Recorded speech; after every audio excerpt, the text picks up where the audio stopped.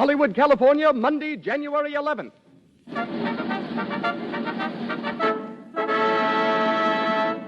The Lux Radio Theater presents Claudette Colbert and Fred MacMurray in The Gilded Lily with David Niven and George Chandler.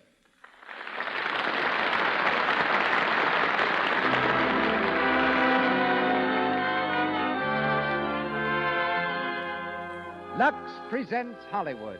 Our stars, Claudette Colbert, Fred MacMurray, David Niven, and George Chandler. Our guests, Linton Wells, famous newspaper correspondent, and Janet Riesenfeld, dancer, recently returned from war-torn Spain. Our producer, Cecil B. DeMille. Our conductor, Louis Silvers. To you who crowd our theater on Hollywood Boulevard tonight, and to Lux listeners the nation over, the makers of Lux Toilet Soap extend a hearty welcome.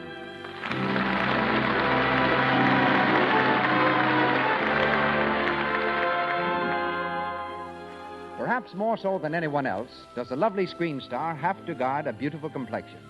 Constantly before the public, she knows the camera will catch the slightest blemish should her skin reveal one. How significant it is, then, that 9 out of 10 screen stars use Lux Toilet Soap. The same beauty care, so inexpensive that every girl can use it every day. Begin your Lux Toilet Soap beauty care tomorrow. The Lux Radio Theater presents its distinguished producer, ladies and gentlemen, Mr. Cecil B. DeMille.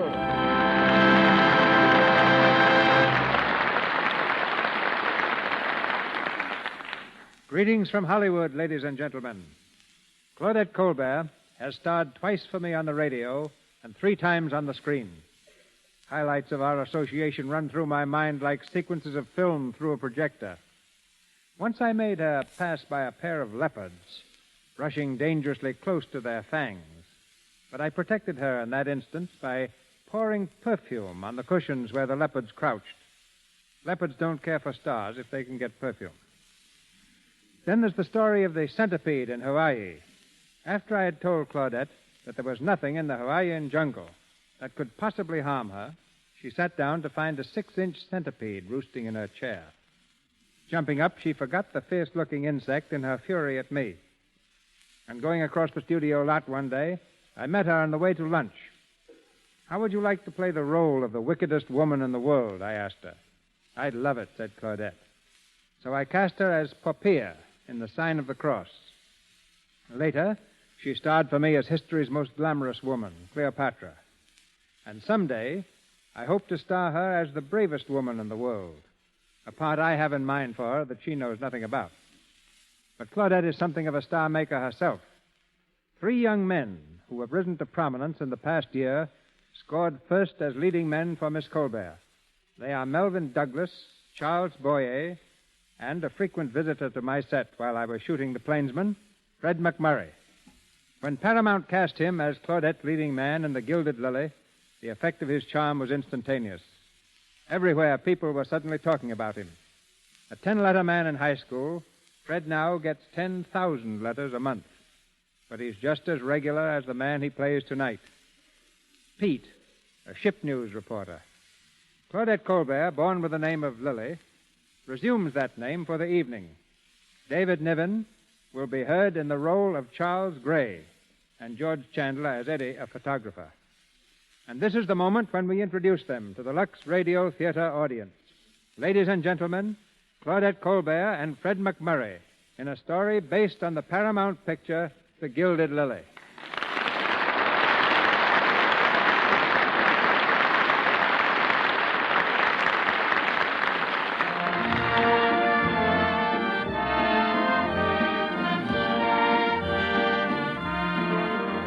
(42nd and 5th Avenue, New York City. From a park bench not far from the steps of the public library, 2 young people are idly contemplating the surge of traffic at the busy intersection. They are Pete Dawes, a newspaper reporter, who leans back against the bench, his long legs stretched out before him, and Lily David, a stenographer. They haven't been talking very much, just watching, and eating popcorn from a paper bag.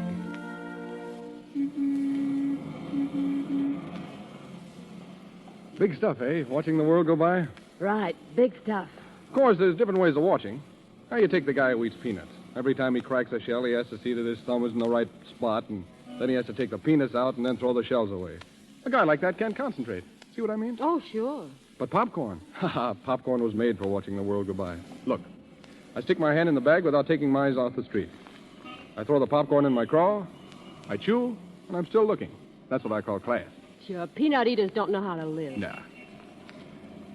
Tell me something, Lily. You love me? No. That's the way to talk. No worries, no jealousies, just meeting here every Thursday and eating our popcorn. Why don't you love me? Oh, I don't know. Maybe I don't know what love is, but I think I do. What do you think? About love? About love. Well, I think when it hits me, I'll start walking 3 feet off the ground, and if the man has a mole on his nose, I won't be able to see it. And I have a feeling that when I find him, he'll be flat broke. Right. And when you're married, you won't be able to quit your job until you have to. And there'll be plenty of reasons why you'll have to. Well, that's the fun of being married. Fun? You'll do your own cooking and washing. You'll lose your figure. Oh, you newspaper men know everything. Sure. What you're trying to be is a Lizzie Glutz. Lizzie Glutz? Yeah, the girl who runs her own little world to suit herself because she's too unimportant to have the world run her. Oh, it sounds great to me. Of course it does. The smarter you are, the harder you try for that kind of life. But Lizzie Glutz is Lizzie Glutz simply because she's too darn dumb to be anything else. And that's not you. Oh, Pete, you're talking through your nose again. There's a dame for you. I try to tell her she's got it in her to be big stuff, and what does she do? She says, let's go for a walk. Only as far as the subway, though. I got to work tonight. Say, is there a boat docking? Yeah. I got to get an interview with some visiting goof about what he thinks of our beautiful buildings and tall women. Oh, Pete, someday I'd like to go down and meet a boat with you, just to see what celebrities are like, huh? If people really knew, there wouldn't be any celebrities. Well, let's go. I'll walk you to the subway. Wait a minute. Don't you think you'd better put your shoes on? Gosh, I forgot I took them off. You're just a grandpa at heart. Come on, hurry up. I don't want to miss the West Side Limited.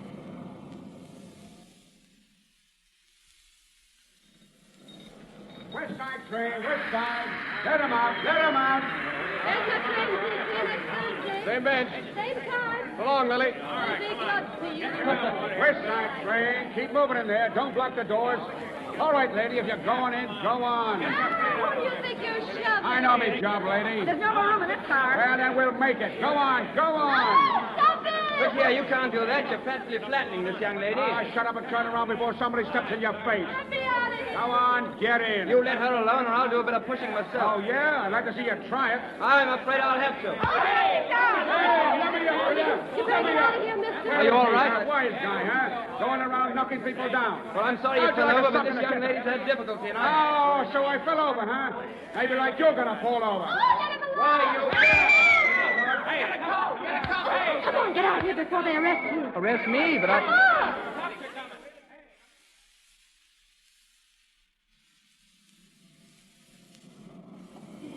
Don't look back, but is anybody following us? I can't see without looking. Well, let's duck into a store. A store here, in this one. Oh, mister, whatever you do, never sock a subway guard. Not even for you? Well, What is it, please? No, what's what? Can I wait on you? Well, no. oh, no, we're just browsing around. Browsing? For an artificial leg? Artificial what? Well, that's all we sell in here, sir. Well, That's a lovely day, isn't it? I think so. quite. Well, thanks very much. Come on, let's get out.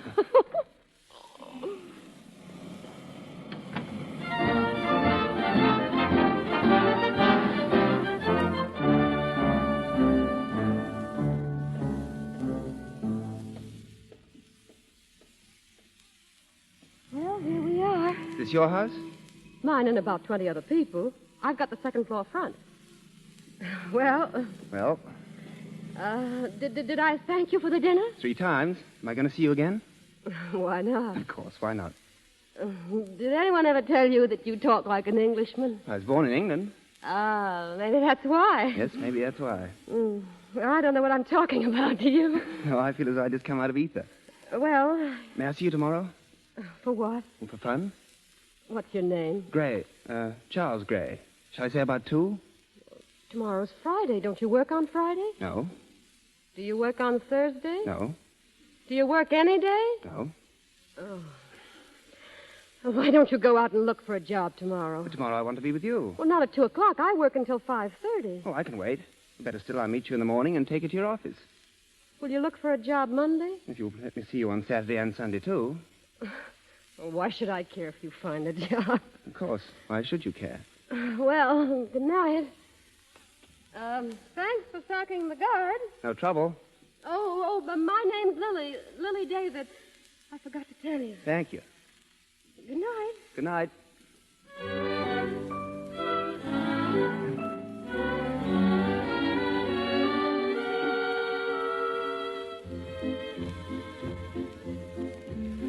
Well, that's all there is to tell about me.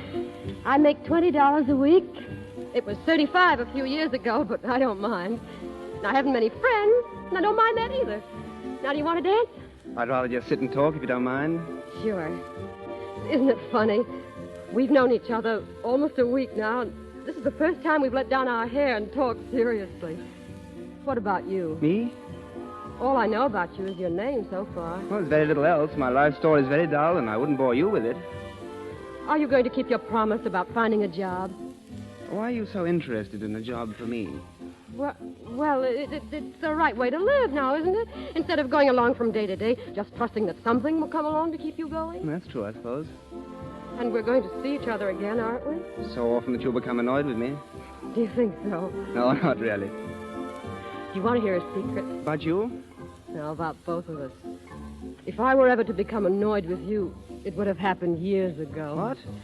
That's when I first started thinking about you. How you'd look, Oh. the way you'd have, what you'd say when we were together. And do I live up to the picture? Perfectly, even to being without a job. But that's the way I wanted you to be, so that when I met you, actually, I could help you. Well, there's not much I can say after that. If I simply told you I loved you, it would sound rather flat, wouldn't it? I don't think so. Shall I try it, just to see how it sounds? Will you mean it? How could I help but mean it? Then try it. I love you so much.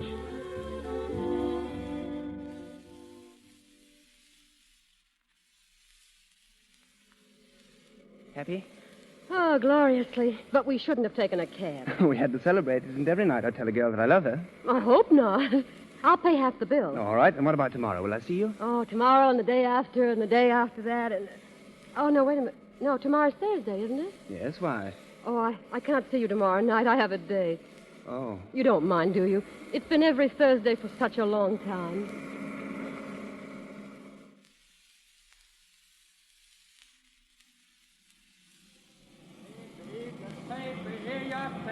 What do you read?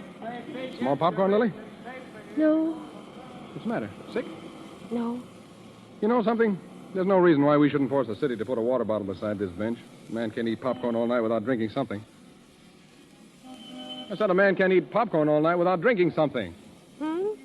Oh, yes. Hey, look at me. What's the matter with you tonight? Pete, I want you to shake hands with Lizzie Glutz. Lizzie Glutz. Yeah, Lizzie Glutz. The girl we talked about. The girl you said I wasn't, remember?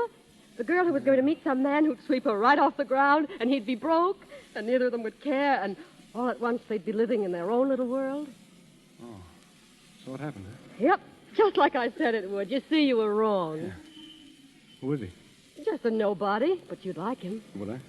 Oh, Pete, it's the swellest feeling. All at once, you're face to face. You don't know how it happened, but there you are. And from then on, it's just one roller coaster ride after another. Wait till it happens to you. You think it will? It's bound to. What'll I do? Well, I know what I'll do. I'll just sit on the bench and eat my popcorn and watch the world go by. And then all at once there won't be any more popcorn, and a man can't watch the world go by without popcorn, can he? Pete. Can he? Pete. I bet he's a darn nice guy. Yeah, he is a darn nice guy. I was nuts about this bench, weren't you? I still am. Well, I'll put a for-rent sign on it tomorrow. But, Pete, you're still the best friend I've got. What I do with him won't make any difference with us. No? No, you don't understand about him. I want you to meet him right away. There's no reason why the three You of us... don't know your guys. But I don't want to lose you. I won't. I know. Just old reliable. That's how I stack up with you. All right, forget about the for-rent sign. If you're ever in a spot or if you feel like you want to talk it over with somebody on a Thursday night, you'll know where to find me. I'll be here. But don't come unless you have to, because it can never be the same anymore, see? You understand that, don't you? I guess so. Well, I got to beat it. Oh, no, no. Yeah, I got some stuff to finish up over at the office. I'll be working pretty late, I guess, so... Well, so long, Lily. So long.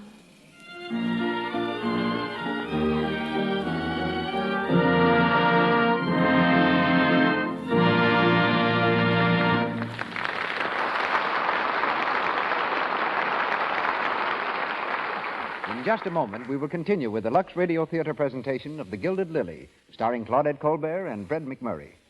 For the moment, we want to tell you a little inside story about Mr. DeMille's own studio, Paramount.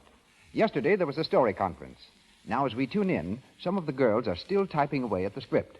Madge is particularly rushed. She and Virginia have a special date tonight with two special gentlemen, and Virginia's all ready to go. All set, Madge? Come on. Oh, Virginia, is it that late? Oh, I'm tired. Honest, I don't know how I can go out tonight. I've been digging in my files and typing like mad all day long.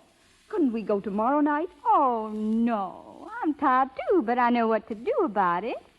I'll just pop into a nice, warm, Lux toilet soap bath. Haven't you tried that? It makes you feel swell, round to go. Thousands of popular girls all over the country are in on the Lux Toilet Soap Beauty Bath secret. Famous screen stars like Betty Davis and Carole Lombard find it a wonderful pick-me-up after a hard studio day. And most important of all, you can depend on Lux Toilet Soap's active lather to protect daintiness, keep your skin sweet. You'll love the delicate, expensive fragrance of this fine white soap. Once again, Mr. DeMille. We continue with The Gilded Lily, starring Claudette Colbert and Fred MacMurray with David Niven.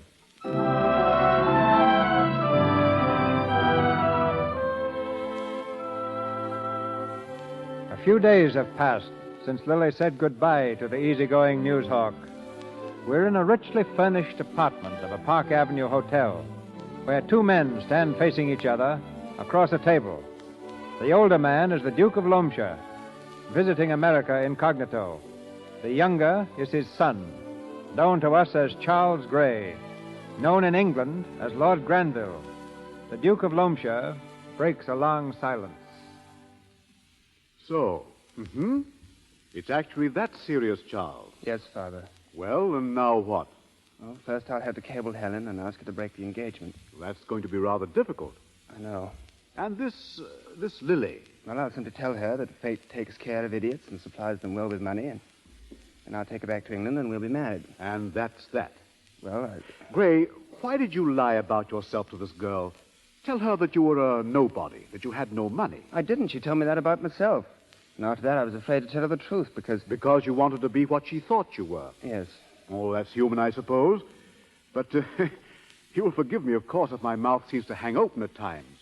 Why, back home you were so enthused about social things. Parties, clubs, and all that. And here, all at once, you plunge yourself into a terrible, serious romance with this shop girl. She's not a shop girl. She works in an office. Oh, forgive me. But I still can't understand it. But don't you see, I asked that we make this trip to America secretly just to get away from all that social nonsense. For how long? Oh, I'm sincere about this, Father. Oh, of course you are. You're sincere about everything, for the moment. Well, if that's your way of objecting to Lily... I don't object to her, Gray. If you're set on marrying Lily, I'll accept her. And so will Mother. But there are various ways of handling a delicate situation, and you're diving into it headlong. Lies, cables. Oh, it's all so crude, my boy. What should I do? Go back to England. See Helen. Give her an opportunity to call off the engagement decently.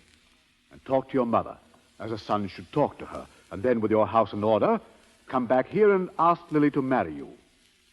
You will have the right to ask her after that. I wonder what Lily would say if I told her the truth. Well, my boy, it would be easy enough to find out. Oh, no, not yet. I'll just tell her I'm going away and that I've got a job. And heaven knows that's no lie.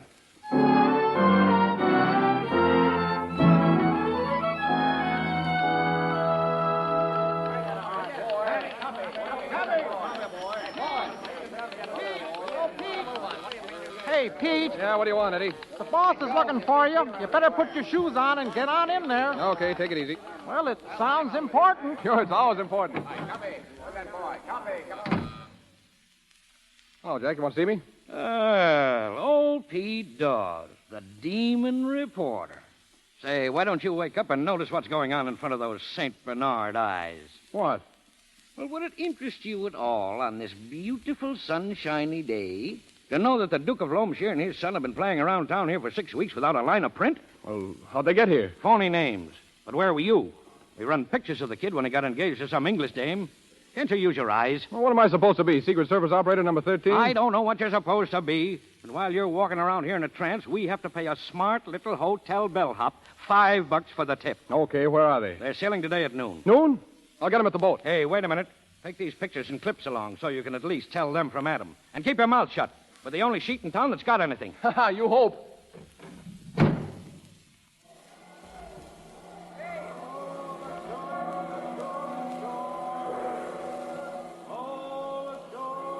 Hey, Pete, what are we supposed to do? You ought to tell a guy. I'm getting a story. You're here to get some pictures, see? Yeah, but who? Well, what's the difference? I'll point them out and you snap them. Try to get them with their mouths open, Eddie. It's funnier that way. With their mouths open? But gee, Pete, Don't be artistic. Hey, there they are, up there on the deck. Come on, Eddie. Hello, gents. I beg your pardon? Say, what's the idea of visiting our little city without letting the papers in on it? Papers? Yeah, don't you think New York would like to know that it's been visited by the Duke of Loamshire and his son? What? Hey, all right, Eddie, snap them. Perfect, Pete, just like you said. But, my good man, you must be mistaken. Oh, not at all. How about a little statement as to why you were here, what you were doing? Look, couldn't you be a good sport and forget that you saw us? We'd appreciate it tremendously. Oh, is it that important to you? We can assure you there's no significance to the visit. We simply came here to enjoy ourselves quietly. And a report of the trip in the papers might call personal embarrassment. Mm-hmm. To your fiancée, for instance, Miss Helen Fergus? Well, yes. You're still engaged, aren't you? Yes, of course. We'd be glad to make it worth your while. Oh, don't bother. If it's that important, well, as far as I'm concerned, I've never seen you. You promise that? Sure. Come on, Eddie. Thank you. Don't mention it. Hey, what do you mean? Promising those guys you didn't see them. What of it? You saw him, didn't you? Sure, I got their... Oh...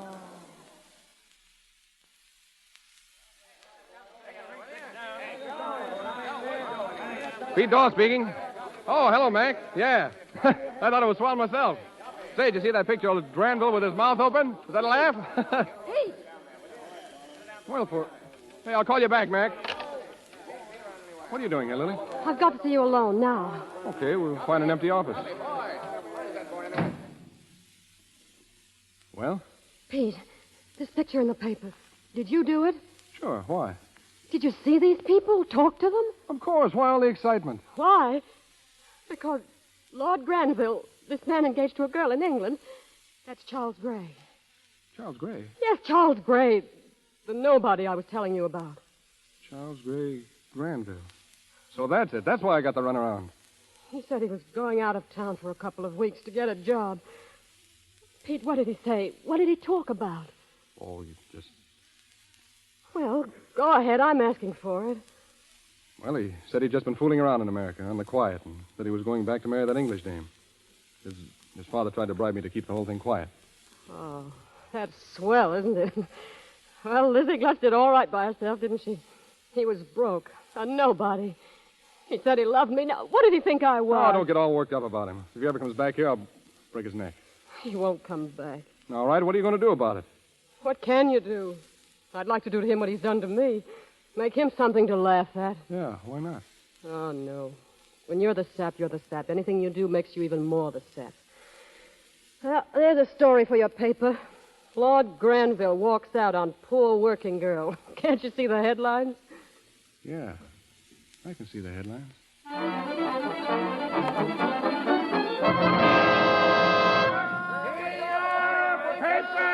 Paper! Working girls points blue blood. Working girls points down marriage. Here, what do you read, paper? Lily David says no to nobility, paper.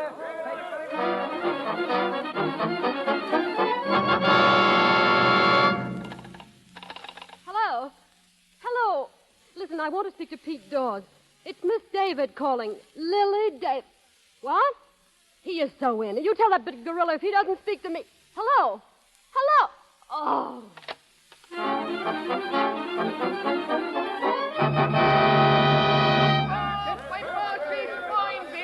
She finds him. Read all about it. His heart is broken because she's finds him.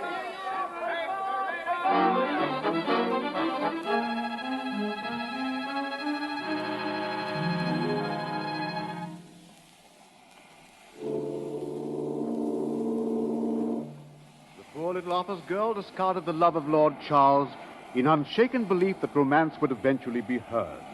Lord Charles is now returning home, his heart heavy with grief at the thought... Oh, stop it, Father. Well, there you are. The latest radio bulletin. The captain has kept it out of the ship's paper, but it's all over England. I can't understand this. What's her idea? What's she after? A girl of her type? You'll hear from her later, asking for money to stop further publicity. Well, I'll have to admit, she had me fooled completely. Now, we'll have to be very careful. Of course, the harm has already been done with Helen. Oh, it's a shame she was drawn into this mess. Well, that's over. But if there are going to be reporters at Southampton waiting for you, asking for statements... I'll give them a statement. No, you won't. Oh, if I'd known I was going to drag you and Mother into cheap scandal... My boy, all we have to do is be sure that nothing is done to encourage it. If there was only some way of stopping her without resorting to the courts. Well, that won't be difficult, now that I know her language.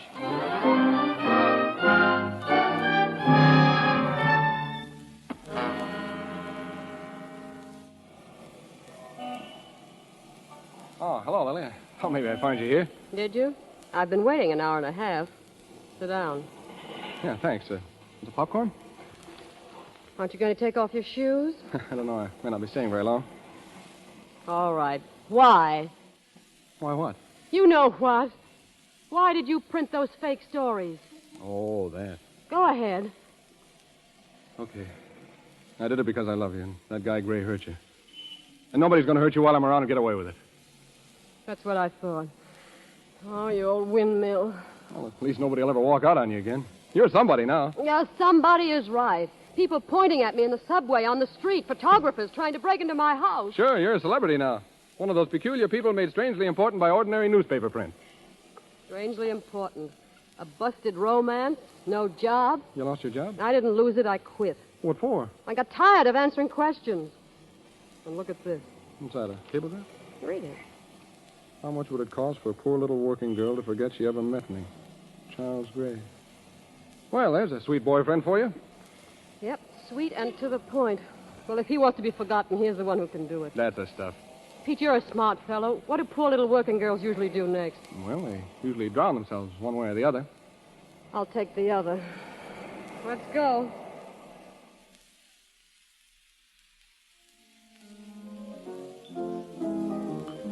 Nice joint, huh? Not classy, but it's comfortable. Hey. Oh, I'm sorry. I was thinking. Yeah, I noticed it. You know, there's one thing about Gray, Pete. He gave me the swellest moments I ever had in my life. How much will it cost for a poor little working girl to forget? Oh, all right. I'm quiet. If you ever pull another crack about that guy... Hello, Pete. Oh, hello, Nate. Where you been? I expected to see you when we had that Pip murder here last month. I'm handling ship news now, Nate. Byline and everything. Don't you read it? Nah. Where's your girlfriend? Oh, Nate, I want you to meet Lily David. Lily, this is Nate Sarkopoulos, the smartest cafe man in the business. Hello. How are you? Hi. Lily David, huh? Yeah, I read about you. Kicking Lord Huses back to England. That's what I say. Send all these foreigners back where they're supposed to be. Say, Nate, how's business? Terrible. Too many nightclubs. You haven't got something to drag them in, you starve. What I need is a first-class A-number-1 attraction. A name. Yeah, that'd help, Nate. Sure, but where do you find them when they don't ask for $1 million? Hey, wait a minute. Listen, Nate. I've got just the thing you're looking for. Not too expensive, but a big attraction. Should jam the place for months. Yeah? Who is she? Lily David. What? Now, wait a minute. I'm getting out of here. Sit down. Nate, this is it. Well, maybe you're right. Listen, if you think I'm going to turn myself into a nightclub Shut queen... up. I tell you it's a cinch, Nate. Publicity, that's all it takes. Well... You spread her name over every billboard in town. You've read about her, you've talked about her, you've wondered about her. Now see her at the Gingham Cafe. Well, it sounds good to me. Well, it doesn't sound so good to me. We'll get a singing teacher for her. We'll teach her to fake a song. Oh, is that so? I can see it all now, Nate. Enlarge the place. Redecorate the whole business. Wait, that's expensive, Pete. Oh, what's the difference? Listen, well, I want to know... You'll make it all back in a couple of weeks. I tell you, she'll pack them in like sardines. Oh, Pete, for I'd heaven's have sake. to get an orchestra. That's an idea. A 20-piece orchestra. Wait a We'll make minute. it 25 pieces and drown out her voice. Oh, wait a minute. I can hear it now. 25 pieces swinging like mad.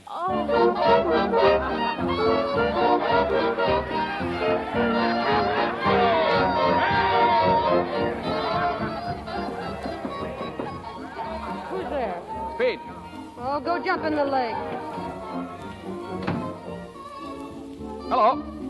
What do you think this dressing room is, a public thoroughfare? Say, you ought to see the crowd out there. It's packed. I told you we'd do it. They're waiting to see you, Lily David, the little office girl who thought she was Lizzie Glutt. Waiting to see me. Ha! Well, you don't have to get hysterical about it. Oh, Pete, can't you see how silly this is? Let's pretend we're sane again and call the whole thing off. No, why do that? Why? Look at me. I'm supposed to go out there and try to sing, try to dance. Dance. In an outfit like this, I can't even walk. Oh, you'll come all right. Just sing your song and do your dance. That's all. All they want to do is all they want is a chance to see you. Yeah, I'd like to see you go out there in this and let them look you over. I feel like a fancy porch swing. Lily. Oh, shut up. Oh, Lily, look, I brought you something. See, a bracelet. A bracelet? Oh, Pete. Like it? It's lovely, but you shouldn't have done it. Ah, that's all right. I got a lot of other stuff, too. Here, look. A necklace, diamond earrings, a couple of brooches, an anklet, and 6 ruby rings. Swell, huh? Where did you get this? The whole layout cost me $15. From 5 feet away, nobody can tell the difference. And this is your little present to me. Now, look. We don't know where this stuff came from. There'll be rumors, of course, that this necklace was given to you by the prince of someplace or other, and the earrings are a little token of esteem from the Duke of whatchamacallit. Uh-huh. And the anklet from some king of some little country. I'll work out a good gag on that. Oh, sure. Of course, we'll pay no attention to the rumors. We'll just wear our jewelry and let people talk. Sure. Say, Pete, isn't there something missing? Missing? Where's that little gadget I got from Napoleon? Well, wouldn't be a bad idea at that. Yeah.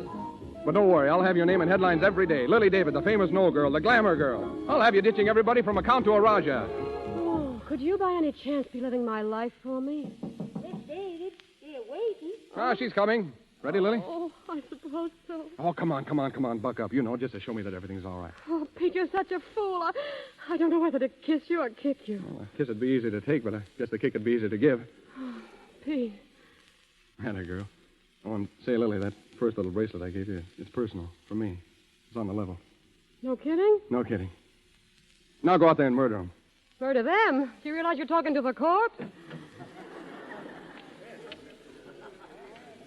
Go ahead, Lily. Lots of luck. Oh. Ladies and gentlemen, Lily David, the world-famous no girl. Go on, let your music get on it.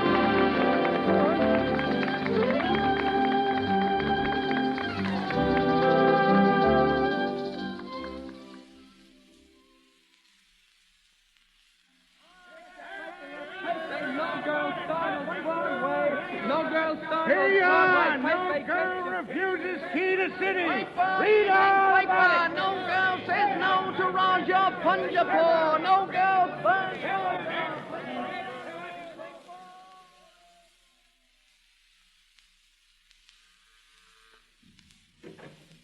Oh, good evening, Mr. Pete. Hello, Dora. Is Lily home? Yeah, sir. But she going out soon. Yeah. Who's that, Dora? Oh, hello. Hello. Get my coat, will you, Dora? Yeah, sir. Going out, huh? Yes, why? Do you realize I've hardly seen you in 3 weeks? Gosh, I know it was my idea to have you step out now and then, It but... was your idea, all right. I must be seen in the right places with the right people, correct? Yeah, but look, I didn't mean all the time. Gosh, a fella gets kind of lonesome sitting around talking to himself. What are you doing tonight? A date? The old guy with the 43 creameries. I suppose you forgot you've introduced me to him. Oh, can't you call it off? Just this once. You know, tell him you're sick. You had your throat cut or something. Why? Well... All right. Tonight, you and I? Ah, swell. We'll go out and get some popcorn, huh? Oh, Dora. Yeah, sir? Never mind the coat. And you'll find Mr. Decker's phone number in the little book. Tell him I'm staying home tonight. Atta girl. With a headache. Nice crack. All right, what'll we talk about? The weather? Oh, listen, Lily, I got to talk to you seriously tonight. Excuse me. Yeah. Hello? Oh, hello, Mr. Randall. It's the millionaire from Yonkers. Oh, hang up on him. How are you, Mr. Randall? Oh, just fine. What? Oh, Mr. Randall. Hey, what's he saying? No, I can't. No, I said I can't. You can't what? No, some other time, Mr. Randall. Oh, of course I do. Hey, give me that phone. Pete. Hello. Listen, you. Hang up that phone and don't call back again. Miss David isn't in. Huh? This is her father. So Papa's getting burned up. Well, the way those mugs talk, you think they owned you. How do you think I feel about it? Do you think I asked for this?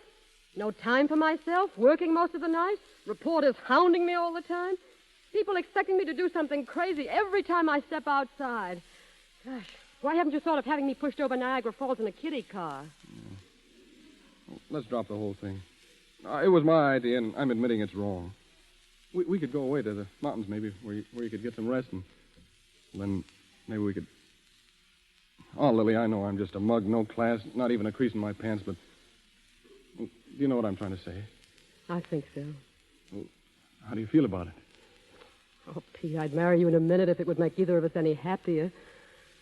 But something happened to me once, and I'm not going to be satisfied until I find out why. Now, you're going to let that guy bother you for the rest of your life? Pete, I can tell you this because I know you'll understand. I feel like a kid must feel when someone he loves slaps him in the face. He's hurt, he's angry, but he still loves. Yeah, same old Lily. I have to see him. Sure you do. I wonder what would happen if I took one of those London nightclub offers. Then if he really wanted to see me... You do that and he'll be camping on the doorstep. Say, how many times do I have to tell you you developed into a mighty swell dish? Pete, I'm going to London. And what's going to happen? You'll see Gray, find out in 10 minutes he's still a lug, and come tearing back home. At least I'd know. Right. I'm just blabbing. Sure, you go ahead, and I'll sort of stay here to keep things rolling. What? You're coming along. Me? Yes, you. What do you expect to do while I'm dodging around in a strange country? Stay here and write fan letters? Oh, Lily. I say you're coming with me. All right, I will. But get this. I don't like that guy, and I never will. And if he tries to pull any more of his fancy tricks, I'll pop him right in the nose. Oh, Pete, you've got the soul of a poet.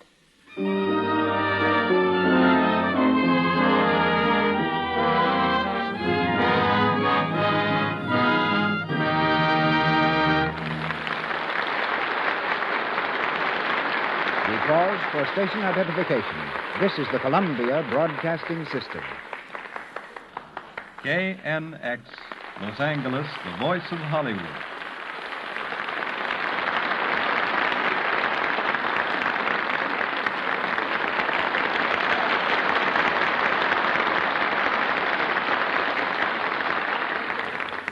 In a few minutes, we resume the Gilded Lily, starring Claudette Colbert and Fred MacMurray with David Niven. We left Miss Colbert rapidly gaining fame in our play as a dancer. And it's a dancer whom we hear from now. Miss Janet Riesenfeld, daughter of the distinguished conductor, Dr. Hugo Riesenfeld. I met her first as a child when she came to my office with her father, who scored many DeMille pictures. Known professionally as Raquel Rojas, Miss Riesenfeld left this summer for Spain, where she was to meet a new dancing partner. She found him in the army and herself in the midst of the fierce siege of Madrid. Ladies and gentlemen, Miss Janet Riesenfeld.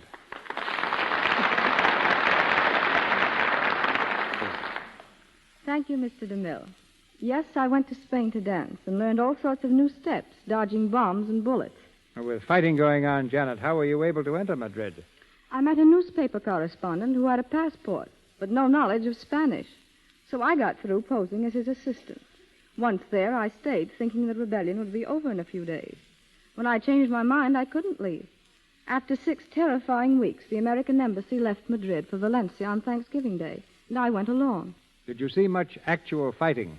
You couldn't live in Madrid and not see it, Mr. DeMille. Madrid is a city of death and ruin, but the spirit of the people is incredibly magnificent. I was only half a block away when the first rebel bomb struck. From then on, the gunfire and cannonading was ceaseless. I spent my time in Madrid dancing at benefits for soldiers, searching for food and avoiding shells. We managed to get by on a scant supply of rice, lentils, and bread. When one is in the midst of a siege, without light, warmth, or sufficient food, and with death raining down in bombs and shrapnel, one doesn't exactly look for the luxuries of life. But nonetheless, I was able to secure a few of the minor comforts during my stay in Madrid. One of these you will be especially interested in, Mr. DeMille. It was Lux toilet soap. Although I would have rather had a nice juicy steak, at least I was able to keep a whole skin and keep it clean. I bought Lux soap in sections of the city where no other foreign product was displayed. Madrid, of course, had no hot water, but that didn't bother Lux toilet soap very much. I found it lathered just as beautifully in cold water. Are the reports true that women are fighting with their men at the front? Yes. They're just as heroic and brave as their soldiers. But principally, they have taken over the civilian work of the men. Being an American, nothing moved me as much as when the word came that President Roosevelt had been reelected. In the midst of all the suffering and bloodshed, Madrid welcomed that news enthusiastically. President Roosevelt's picture appeared everywhere, and I soon realized that next to their own, our flag is closest to the hearts of the Madrileños. The hardship of my few months were nothing compared to the suffering of the Spanish people. More than anything else, the experience has made me grateful that I'm an American. Thanks and good night. Good night, Miss Riesenfeld.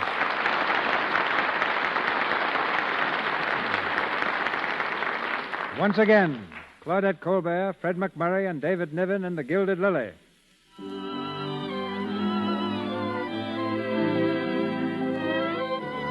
A figure of international reputation, Lily went to London. where she quickly became the toast of Mayfair. She's been seeing Lord Granville regularly for almost a month, and Pete is convinced that his own case is quite hopeless. It's 11 o'clock in the morning as he knocks at the door of Lily's hotel suite. Come in. Oh, Pete. Hello. You almost missed me. I was just going out. Was Granville? I was going to leave word downstairs that I'd be back tonight. You didn't mention it yesterday. It was just a little trip into the country for a rest. This is Sunday, you know, and I don't work tonight. Yeah. Say, Lily, I just dropped in to tell you I'm sailing today. Sailing? Why? Well, I can't express it exactly. But you've been going right along so swell, and I seem to be in the way more and more. That's not true. Oh, it is true. I'm just something you needed when everything was new to you. Can't you see that, well, that you've reached a point where I can't help you anymore, where the best thing for both of us is for me to bow out in a hurry? Pete, I can't stay here without you. What about Gray? Don't you intend to keep on seeing him? Yes, but... You know what's going to happen. I know. Seems to be a nice guy, and he's crazy about you. And all at once you'll be married to him. That's what's in your heart, isn't it? Honestly? Yes. Well, it's all great with me. I'm glad to see you get what you wanted. And now that my job's finished, I'm going home. Well, if you've decided on going back, I can't stop you. Pete, have I hurt you? No. I'm the one that should be asking that. You'll never be sore, will you, Lily, about the crazy way I shoved you into this racket? Oh, of course not. You know now that it's made certain things possible. Things that couldn't have happened any other way. Yes, it did. Oh, Pete, couldn't you please stay? I'll get my old job back and everything will be jake. And every Thursday night I'll show up at the bench and eat a bag of popcorn for both of us. Just for a gag, sort of. But you're leaving so suddenly. And look, if things don't go so well with you. Oh, but they will. I know they will.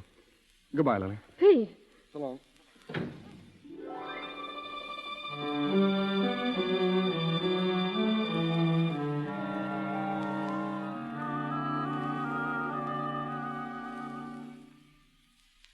Like it? Oh, it's heavenly. I'd almost forgotten what the country was like. And now this place. I can understand what that old innkeeper meant now. Hey, what was that?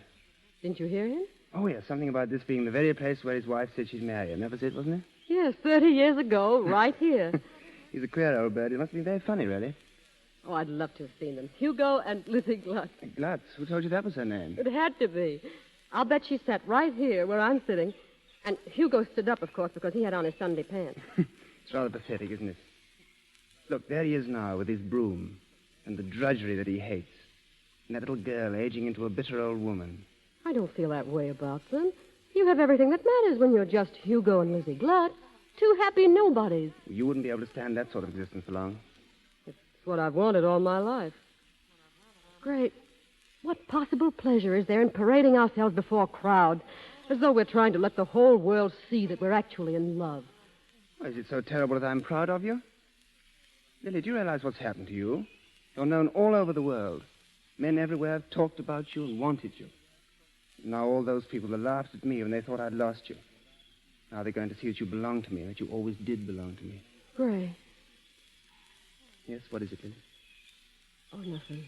Nothing.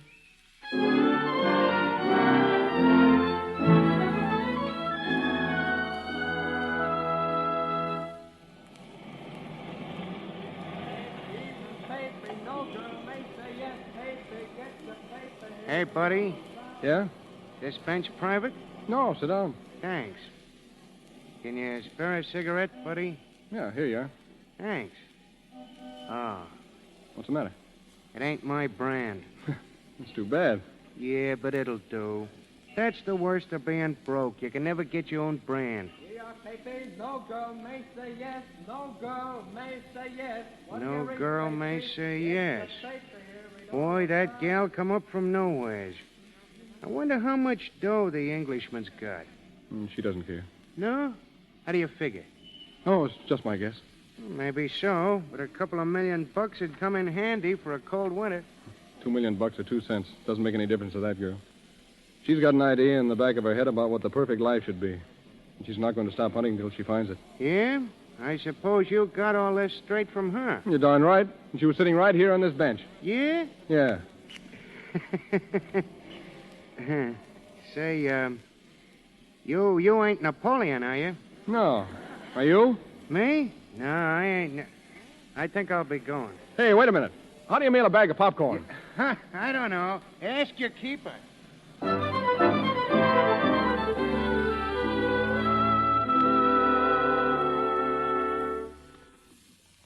Popcorn, all the way from America. Look like Mr. Pete's on another tear. No, he knows what he's doing. He a card with it, honey. Listen. I just remembered how tough it is to get popcorn in London. Have you and Gray found a bench yet? Now, what do you mean by that, Miss Lily? Oh, funny face. Can't you see him, Dora? Draped all over that bench, his shoes off, that popcorn bag in his hand. You know, Pete never would touch peanuts. No, he says peanut eaters don't know how to relax. Well, excuse me, Miss Lily, but it wouldn't hurt you none to sort of, well, rest up. Don't I know it? Oh, now, honey, couldn't you stay in this afternoon? Lord Granville probably has something planned. But working 6 nights a week at the club and never in a single day? Well, if Mr. Pete was here, he'd sure put a stop to it, he would. Never mind, Dora. Yes'm. I'll answer it. Yes'm. Hello. Hello, Gray. Right on the hour. That's right. Well, no kiss? What's the matter, Lily? I'm tired, that's all. Gray, you haven't anything arranged for this afternoon, have you? Oh, nothing much. Just tea at the Clydes. You'll have to know them sooner or later. I have to know them. How many more hundreds of people must I meet before... Before what? Oh, nothing. I had no idea my friends were annoying to you. Gray, listen, we'll have to decide something right now.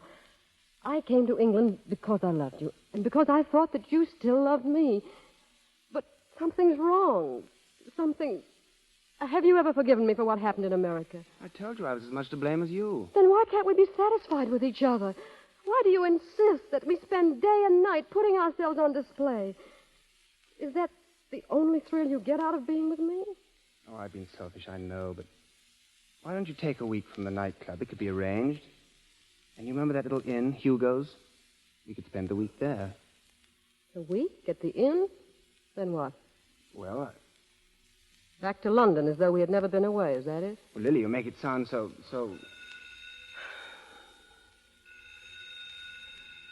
Shall I answer it? Lily. Yes? Who? Photographers from the American Syndicate? Photographers? Give me that phone. Lily, you don't want... Hello. Hello, send them right up. But we don't want to see them here. I'll handle this. You just entertain them until I'm ready. But this isn't exactly the place. Lily, come out here. Lily, listen to me. You wanted to show the world, didn't you? All right, we will. Lily, come out. All right, come on. How do you do, Miss David? How do you do, sir? Set up the cameras, boys. Where's my flashbulb? Why, gentlemen, what... We're the photographers, Lord Granville. I'll get one here first, a fireplace shot. What's the meaning of this? We have to be prepared, you know. In case of a surprise wedding, our papers will already have honeymoon pictures. Well, haven't I anything to say about that? Sure you have. Lily. You can make your statement after I make mine. What are you doing with that grip? Get your cameras ready, boys. For heaven's sake, Lily. So you've been playing around with a celebrity. Okay, I'll show you how this celebrity racket really works. The way Pete taught me. No matter what you do, surprise them. Lily, don't. I'll admit I was wrong. You bet you were. Boys, the whole thing's off. What's that? I'm walking out. Yeah, here's a swell picture for you. Grip in hand by the open door. Come on, snap it. Hold it now. That's you, Miss it. Lily, wait. Tell your papers I'm going home to sit on a bench and eat popcorn. What else? Maybe he'll show up, maybe he won't. But if he does, I'm going to sit back and watch the world go by with the greatest mug on earth. What a story. Can I use your telephone, Will you? Come on, David, can I use your telephone?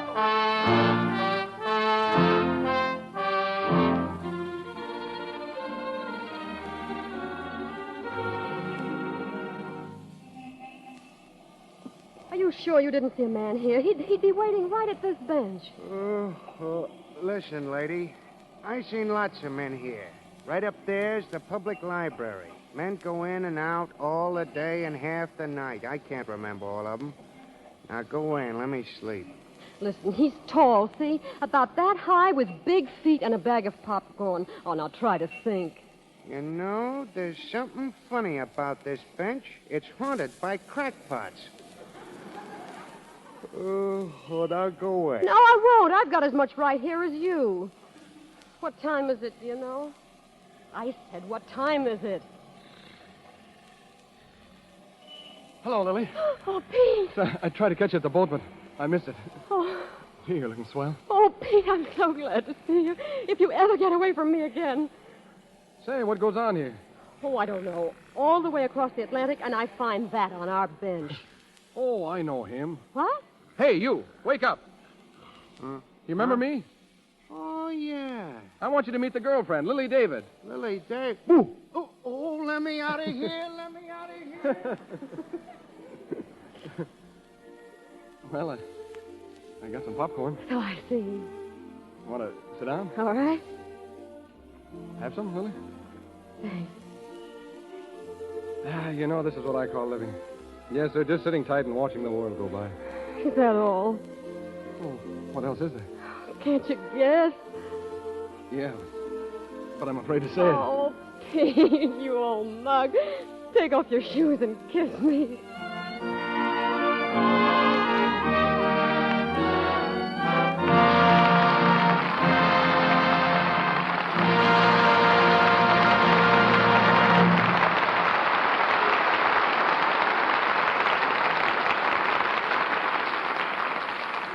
From Claudette Colbert and Fred MacMurray, we'll hear again a little later. Our hero tonight was a newspaper man. So I thought I'd ask one of the most famous reporters in the world, Mr. Linton Wells, to be our guest. His record reads like a page of Richard Harding Davis fiction. During 20 years in foreign fields, he's been war correspondent in Mexico, China, Asia Minor, Siberia, Morocco, Syria, Nicaragua, and more recently, Ethiopia. He was a lieutenant in the Chinese Army and a major in the Mexican Army, a colonel in the Nicaraguan Air Forces, and holds decorations from 12 foreign governments. He's in Hollywood now, completing his autobiography, Blood on the Moon, and recuperating from wounds and illness acquired in Ethiopia while correspondent for the New York Herald Tribune. Ladies and gentlemen, Linton Wells. Thank you, Mr. DeMille. You know, the last time I encountered you and Claudette Colbert was in Cairo, Egypt. Indirectly, of course. There in the shadow of the pyramids, I went to the movies and saw your production of Cleopatra. Tell me the worst. What did the Egyptians think of the way I handled their history? Well, I heard a couple of dark-skinned natives wishing Cleopatra were running Egypt again, Colbert fashion. You know, Egypt's certainly movie-conscious. In Cairo, all society turns out one night each week and goes to the cinema. It's a ceremonial occasion with a display of evening dress and jewelry rivaling an opening of the Metropolitan Opera. Well, you've seen pictures in about every corner in the world, Linton. How do other countries like Hollywood? Well, the stars, Charlie Chaplin, being human in any language, is most universally beloved. I've seen his antics roared at by the nose-pierced savages of the Belgian Congo, by Chinese and the Indians of the Peruvian Andes. Next in line, there's Mickey Mouse, just as popular in Brazil, Manchukuo, and Finland as he is here. All the world loves American musicals. And believe me, there's nothing so strange as hearing a native singing a hot-cha tune in the depths of fever-ridden jungle. But I've heard it. In French East Africa, you go to the movies in the open air and are bitten to death by mosquitoes or drenched by a sudden torrent of rain. A huge native who ran a projection machine there wore a charm given him by the local medicine man as a guarantee to prevent the film from breaking. And in Japan, where most kissing sequences are cut out, the picture is explained by an interlocutor as the mood strikes him. I read your war dispatches from Ethiopia and noticed you occasionally had time to see a movie. Yes, in Addis Ababa, there were 3 ramshackle theaters infested with fleas and ancient pictures. The natives were enthusiastic over American films, though, and I saw them roll in the aisles of the Laurel and Hardy comedy, while their friends were fighting only a few miles away. By the way, my wife, who's also a reporter for the Herald Tribune, went with me to Ethiopia and insisted on taking her case of Lux toilet soap along. Thoughtful woman. That's what we figured out until we got there. You can believe this or not, Mr. DeMille, but after bringing that soap from New York to Egypt, from Egypt to French Somaliland, and then 500 miles inland by rail at 14 cents a pound, after worrying about carriers and customs collectors, I saw 5 different shops in Addis Ababa selling Lux toilet soap and charging much less for it than I paid for transportation costs alone. And I said then what I'm saying now. Good night. Good night, Linton Wells.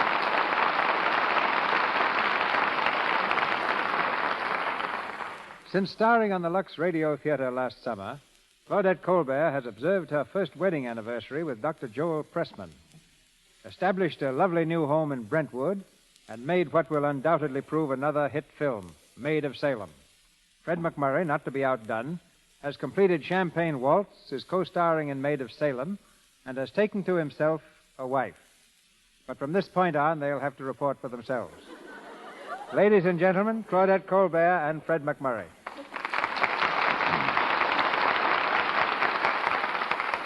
Mr. DeMille, after nearly an hour on the air, I'm afraid I'm all talked out.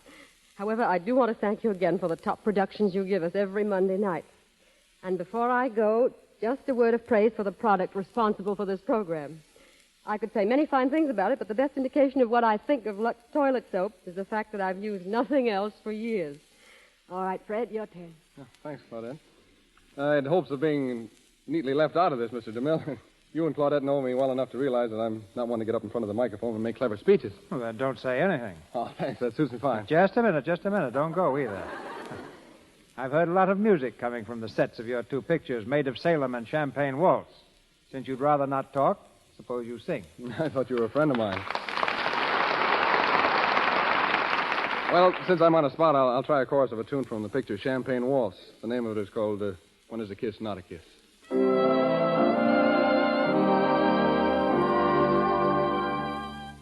When is a kiss not a kiss? Whenever I'm not kissing you, when my two arms are missing you, nothing means a thing I do when it's not concerning you. When is a hug not a hug? Whenever I'm not hugging you, if you'd allow me to always tag about, then I'd have something that I could brag about. When is a kiss not a kiss? When I can't do my kissing with you.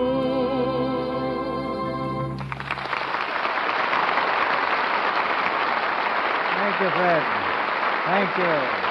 That was splendid. Good night, Mr. Good night. Good night to both of you. Thank you, Miss Colbert and Mr. MacMurray. This is your announcer, ladies and gentlemen, Melville Ruick. The Lux Radio Theater program for next Monday night will be told shortly by Mr. DeMille. In our cast tonight were George Chandler as Eddie, C. Montague Shaw as the Duke of Loamshire, Chester Clute as the editor, John Gibson as the bum, Georgia Simmons as Dora, Lou Merrill as Nate, Frank Nelson as the man, William Royal as subway guard, Mary Arden as the woman, and Warren McCollum and Ross Forrester as newspaper reporters and newsboys. Miss Colbert, Mr. MacMurray, and Mr. DeMille appeared through courtesy of Paramount Studios. Mr. Niven through Samuel Goldwyn. Mr. Niven is now working in the Universal picture We Have Our Moments, and Louis Silver's 20th Century Fox, where he was in charge of music for the new film 1 in a Million. And now, Mr. DeMille.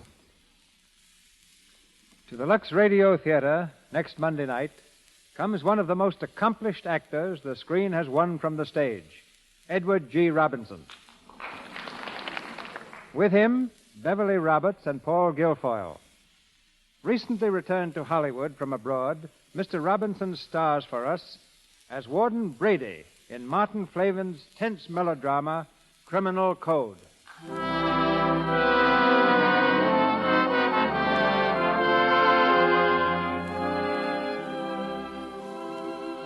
Our sponsors, the makers of Lux Toilet Soap, join me in inviting you to be with us again next Monday night when the Lux Radio Theater presents Edward G. Robinson, Paul Guilfoyle, and Beverly Roberts in Criminal Code.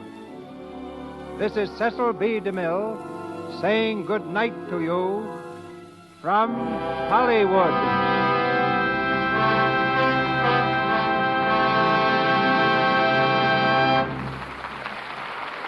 This is the Columbia Broadcasting System.